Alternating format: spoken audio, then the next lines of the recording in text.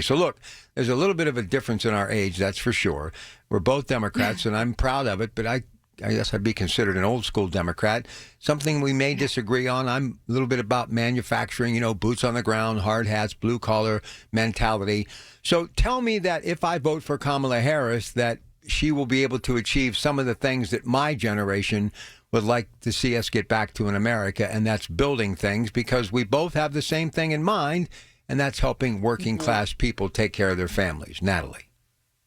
Yeah, absolutely. And I think she's made it very clear. I mean, let's look first at the Build Back Better infrastructure package that Biden pushed, and some of that was delivered. And a lot of that was blocked by who? The Republicans. I get very frustrated. Same thing with the border bill. We had a bipartisan, actually very conservative friendly border bill. And who put the kibosh on that? Trump. And then the Republicans didn't vote for that. And the whole reason being they don't want to win for Democrats. And here is my frustration for where we've gone with all of this. We cannot, as a nation, accomplish anything for the working class, for the middle class, for all the people of this country, no matter their background, if we do not work together.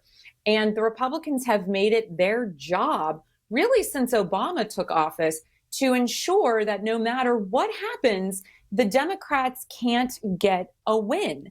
And so when I think of voting this November, next week in particular, please don't just pay attention to the presidential election, but please vote all the way down your ballot. Make sure that you are voting for all the candidates that want to do things that will improve the lives of the working class and the middle class American. And that means Democrats in general are in favor of raising the minimum wage, of expanding child tax credits, which of course the Republicans were not.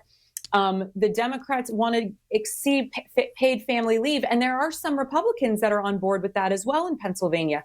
So pay attention to the people that actually want to commit themselves, because at the end of the day, the president does have some power over economic plans, but it is Congress that is going to actually legislate. So if we want things to change, we need to vote down ballot, Democrat in particular. Well, I'm glad you brought it up, because I was going to get to it with you before we got to the bottom of the hour.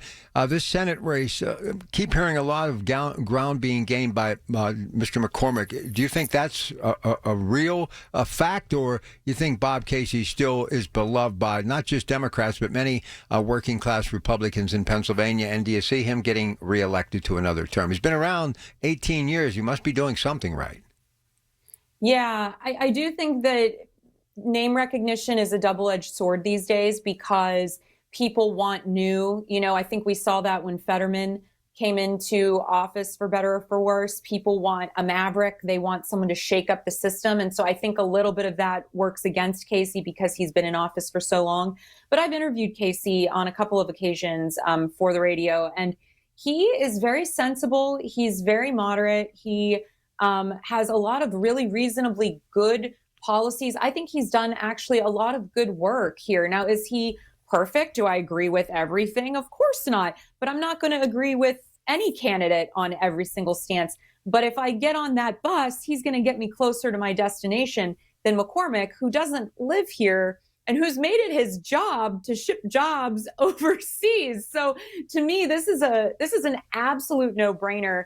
But what the Republicans are extremely good at is turning the working class and the middle class person against themselves. And I urge people to actually go to both of their websites and actually read their platforms, because it is extremely clear that if you want someone that is going to work for the people, it's Casey. It's certainly not going to be McCormick.